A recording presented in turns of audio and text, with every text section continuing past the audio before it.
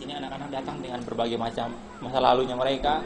Ada yang dapat disiksa oleh orang tua, ada yang tidak diperhatikan oleh orang tua, bahkan ada yang sudah mengalami pelecehan atau lain sebagainya.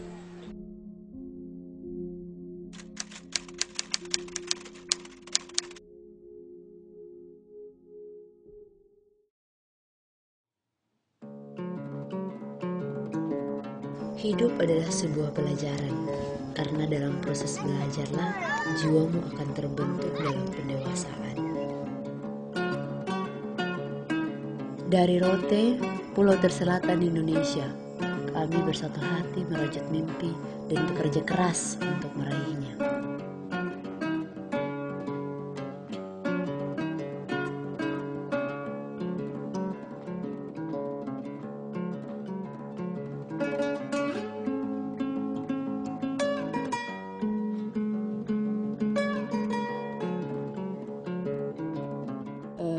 Kalau dulunya awal-awal, lihat pintu gerbang rasanya mau lari. Karena satu hari itu sudah tidak tahan, tidak kuat lagi gitu. Sampai angkat tangan. Jadi saya bilang, Miss Dian, saya tidak sanggup lagi, saya tidak kuat lagi. Miss Dian bilang, kamu harus kuat. Kamu ada di sini bukan karena manusia, tapi karena Tuhan pilih kamu untuk ada di sini untuk lakukan sesuatu, so lakukan sesuatu dulu.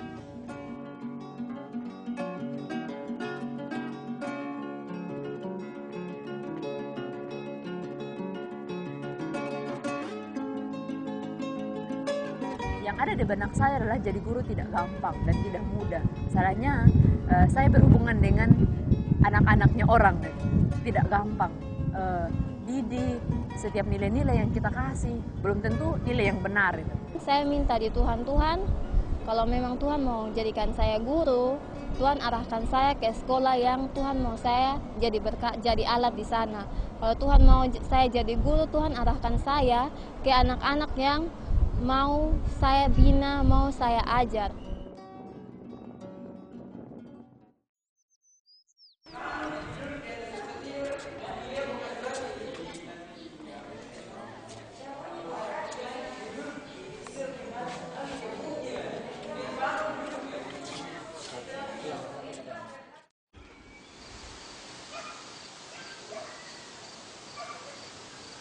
Ketika saya bertemu dengan anak-anak, saya melihat sesuatu bahwa mencari mereka itu susah.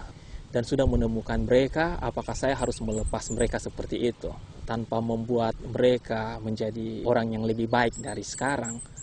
Itu pemikiran yang membuat saya tetap bertahan sampai saat ini.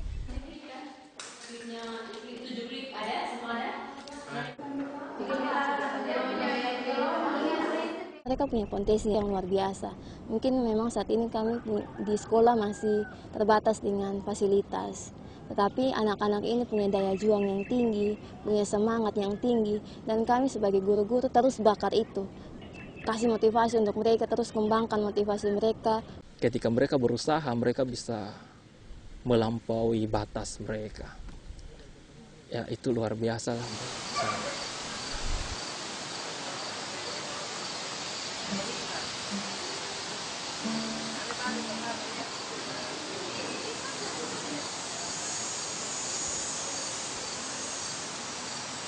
Bahkan hal paling kecil pun, misalnya makanan saya, mereka sering perhatikan apa yang saya makan. Bahkan saya makan sering sedikit sekali, mereka komplain, Mister nanti makan sedikit bisa sakit, dan lain sebagainya.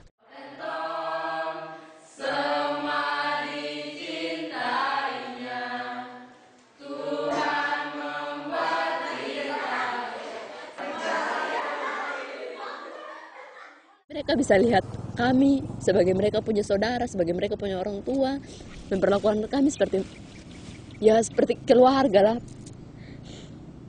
Tidak lihat kami hanya sebagai guru gitu, tapi lihat kami sebagai keluarga. Tadi dulu dia punya mau.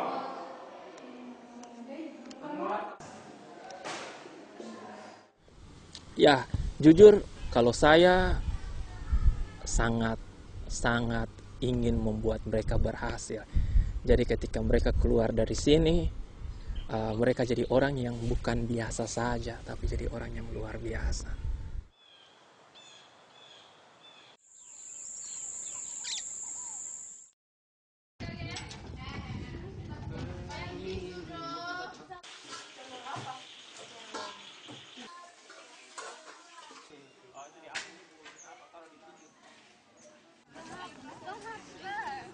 Ada anak yang memang dari awal punya visi. Mereka tetapkan visi bahwa ada yang mau jadi dokter, ada yang mau jadi perawat, ada yang mau jadi psikolog, ada yang mau jadi penulis, ada yang mau jadi tentara, tentara angkatan laut. Gitu. Dia bahkan dari awal masuk sampai sekarang masih dengan cita-cita itu.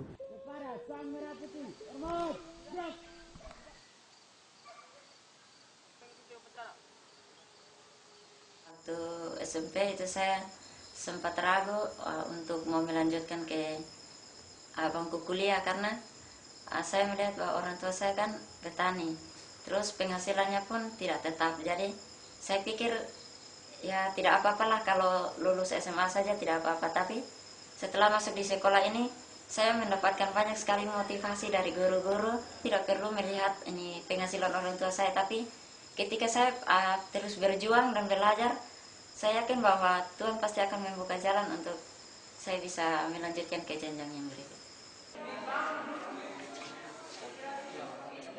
Ada satu anak kelas 11 angkatan pertama ya, SMA Isra, namanya Jusniati Karuninandolu.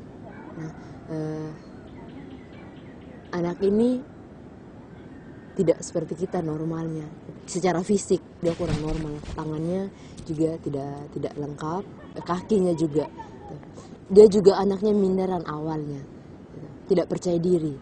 Jadi bahkan untuk sampai beberapa bulan itu baru bisa berkomunikasi dengan baik dengan orang lain. Nama panggilan saya Nita, umur saya sekarang 18 tahun, dan saya sekarang kelas 11 IPS. Saya memiliki 9 bersaudara, saya anak ke-8. Ayah saya bekerja sebagai petani, ibu saya sebagai ibu rumah tangga. Nah, anak ini dapat dukungan yang sangat besar dari orang tua asuh maupun dari yayasan. Ada orang tua asuhnya ketika waktu itu bulan pertama datang ke SMA Isra untuk datang berkunjung. Entah itu orang tua asuhnya tanya bagaimana cita-citanya apa, tanya-tanya. Anak ini juga sambil menangis cerita cita-citanya jadi perawat. Tanya alasannya kenapa jadi perawat. Dia bilang kalau mamanya sakit dan orang-orang di sekitarnya dimanapun nanti dia ada, dia bisa layani dengan dia jadi perawat. Pada awalnya cita-cita saya menjadi seorang perawat, tapi pikiran saya berubah setelah saya masuk SMA. Saya mulai berpikir peluang saya menjadi seorang perawat itu sangat kecil sekali. Salah satunya keterbatasan saya. Dari kecil saya sering dibully, kepercayaan diri saya hilang. Setelah waktu berlalu, dia bergumul untuk apa kira-kira dia bisa lakukan apa, dia bisa punya kemampuan di bidang apa untuk bisa ganti yang tadi dari perawat.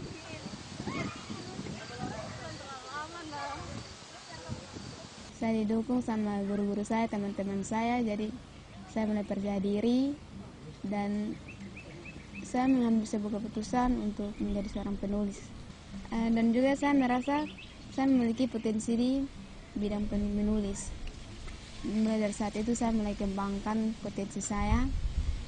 Saya juga mulai berpikir cita-cita saya menjadi seorang penulis. Dia tulis beberapa puisi dengan teman-teman yang lain yang suka sastra, tulis puisi, cerita pendek. Pernah mereka tulis cerita pendek untuk dikirimkan lomba gitu di Instagram. Akhirnya buat cerita pendek tapi waktu itu memang tidak lolos. Tapi kita tetap kasih motivasi bahwa it's okay. Ini baru permulaan untuk kamu belajar untuk menulis, belajar untuk tuangkan ide. Saya lebih banyak membaca. Di perpustakaan juga ada buku yang membantu saya untuk melatih diri saya. Di situ ada cara-cara untuk menjadi seorang penulis yang jitu. Saya sering baca buku itu dan saya juga melakukan latihan Setelah itu, saya ada tugaskan dia setiap bulan baca satu buku yang sekitar 100 atau 200 halaman. Jadi dia baca, bukan hanya sekadar baca, tapi dia juga buat resensi apa kira-kira ya isi dari itu buku, dia ceritakan ulang, tapi pakai kalimat sendiri, pakai pemikiran sendiri. Miss Winnie sering memberikan saya tantangan untuk melakukan tulisan, dan Miss juga mengoreksi tulisannya saya. Orang lain tidur siang atau tidur malam, dia masih sorong buku ke jendela. Jadi kadang-kadang kita suka, kamu jam-jam tidur loh, kenapa masih? Kadang dia pasang buku di jendela untuk bisa lihat. Kan di luar kan ada lampu, terus di kamar semuanya lampunya dimatikan, dia pasang buku ke jendela untuk tetap baca. Gitu. Penulis bukan hanya, saya menjadi penulis, tulis apa saja yang dia lihat, tapi juga harus punya pemikiran yang terbuka terhadap hal-hal yang dia lihat, dia dengar, yang dia baca, yang dia pelajari, hal-hal baru seperti itu.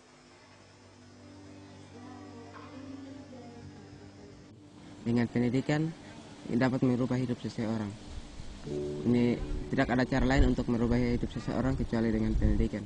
Terkadang ada orang yang mengatakan bahwa dengan berpengalaman mereka sudah memiliki banyak pengetahuan. Tetapi kalau menurut saya, jikalau kita hanya berpengalaman itu tidak akan pernah cukup.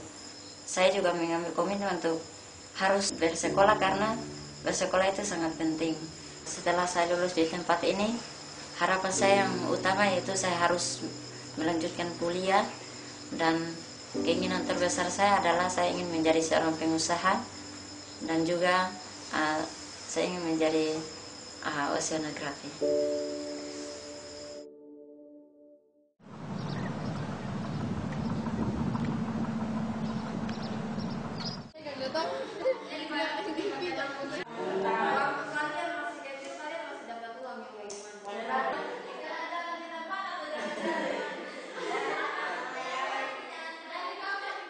Rata-rata anak di sini dari keluarga yang tidak mampu. Mereka cenderung berpikir, saya bisa tidak lanjut kuliah karena orang tua saya begini, begini, dan begini. Ada yang orang tua cuma petani, penghasilan di bawah 500.000 per bulan. Itu buat mereka untuk kuliah itu seperti bermimpi. Jadi ketika mereka punya target masa depan, punya cita-cita yang besar, mereka berpikir bahwa kayaknya saya tidak mampu. Di sini anak-anak datang dengan berbagai macam masa lalunya mereka. Ada yang dapat disiksa oleh orang tua, ada yang tidak diperhatikan oleh orang tua, bahkan ada yang sudah mengalami pelecehan atau lain sebagainya. Dengan berbagai macam karakter yang unik-unik ini, kita memang awal-awalnya kerepotan sekali untuk merawat mereka di sini. Tapi lambat laun setelah hubungan kedekatan kita dengan siswa ini menjadi dekat, lebih mudah untuk kita mengajari atau mendidik anak-anak di sini. Siswa-siswa di sekolah ini ya kebanyakan 80% sampai 90% berasal dari keluarga yang tidak mampu. Otomatis untuk mendapatkan sekolah dengan kualitas yang baik itu agak susah untuk mereka. Nah, dengan hadirnya sekolah ini kita bekerja sama dengan orang tua asuh ya, bersedia untuk membiayai 90% dari uang sekolah anak-anak di tempat ini. Yang pada akhirnya membuat anak-anak yang awalnya tidak mampu untuk mendapatkan pendidikan yang layak bisa mengecam pendidikan di sekolah ini dengan baik. Orang tua asuh di sini menanggung biaya konsumsi mereka di sini, biaya akomodasi, perlengkapan pendidikan meliputi buku tulis, pakaian seragam, dan lain sebagainya. Sehingga secara otomatis anak-anak tidak merasa terbebani dengan menjalani pendidikan di sini.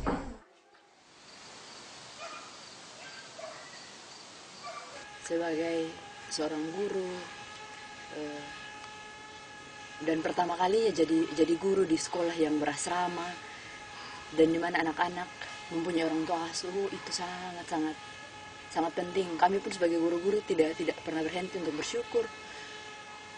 Masih ada orang yang tidak kenal sama sekali tapi mau punya hati untuk orang lain. Puji Tuhan, ada yang sampai berdoa untuk mereka punya orang tua asuh sampai menangis. Atau ada orang tua asuhnya anak-anak yang lain datang, mereka sampai, kapan kita punya bapak datang, kapan kita punya mama datang. Saya senang banget, saya menangis, pokoknya bahagia sekali bisa ketemu dengan orang tua saya. Banyak teman-teman lain yang belum bisa ketemu dengan orang tua mereka. Orang tua asuh bagi saya seperti orang tua kandung saya sendiri. Membiayai saya di sini, mengasihi saya, walaupun setiap hari saya tidak ketemu dengan orang tua saya, tapi saya bisa merasakan kasih sayangnya bagi saya.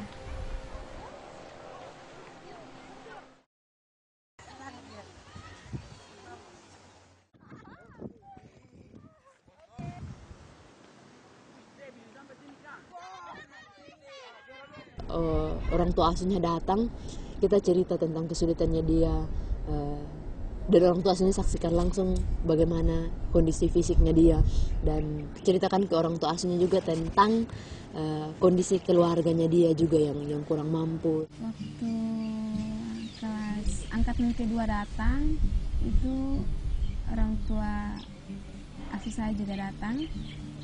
Orang tua asuh saya bilang kepada saya, biaya kuliah orang tua asuh saya tanggung sampai S1.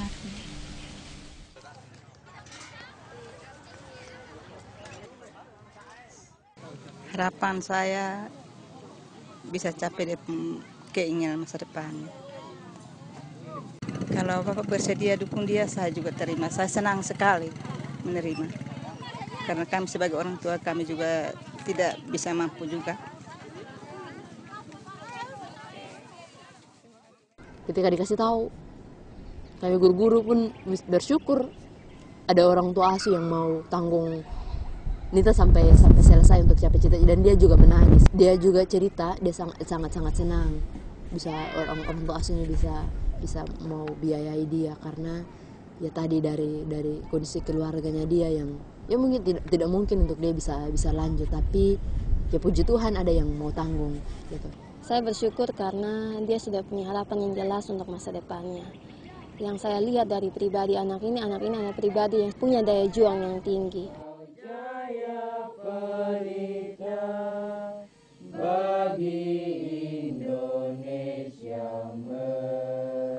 Sekarang sudah mau angkatan yang ketiga, artinya sebentar lagi kita punya lulusan. Pertanyaan besar bagi kita adalah mau kemana lulusan ini pergi setelah mereka menamatkan pendidikan dari tempat ini. Apalagi diketahui bahwa mereka dari keluarga yang tidak mampu. Ya, harapan saya mereka tidak hanya tamat SMA selesai, tapi harus sampai ke jenjang perguruan tinggi. Dari 20 anak yang ada, sudah ada 1 orang yang mendapat kepastian, dan tinggal 19 lagi. Dan 19 itu menjadi beban untuk kami semua. Kita di sini sama-sama berjuang, bukan untuk diri sendiri, tapi kita berjuang sama-sama untuk capai sesuatu yang Tuhan siapkan untuk kita. Bahkan sampai sekarang pun masih berharap kayak anak-anak yang punya potensi untuk punya kemampuan, punya potensi yang besar untuk bisa capai mereka punya cita-cita. Ada harapan juga, ada bisa kalau mereka dapat beasiswa, ada orang tua yang kasih lanjut.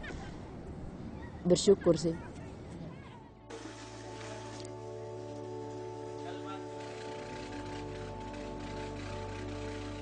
Setelah banyak hal yang Nita Ndolo ini alami, perjuangannya dia untuk capai cita-citanya tadi, usaha-usaha yang dia lakukan, saya percaya sih dia bisa.